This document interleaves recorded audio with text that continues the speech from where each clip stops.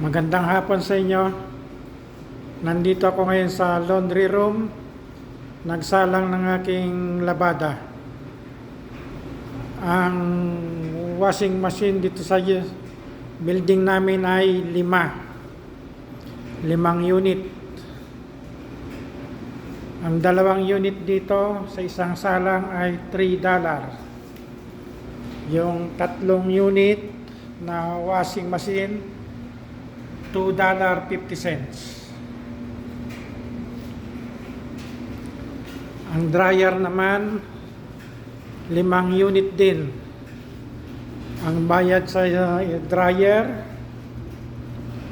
$2.50 sa isang sa isang dryer.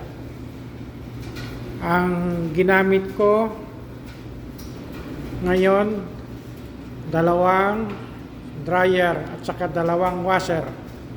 Bali, $250 ang isa, times 4, $10. Sa isang linggo, 3 beses ako maglaba, tigda 2 salang. Bali, ang gastos ko sa isang linggo ay $30. Sa isang buwan ay $120. Laba lang yun.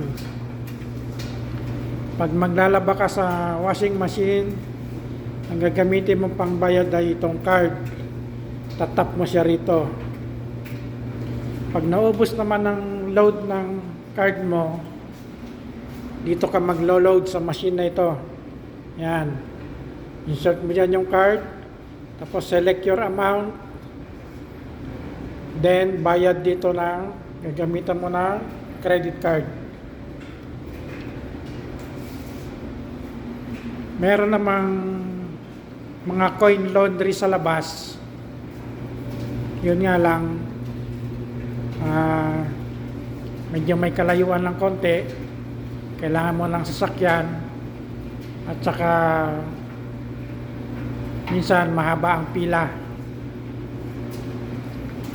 Kung ikaw, anong gagawin mo? Saan ka maglalaba? Sa building mo o sa coin laundry?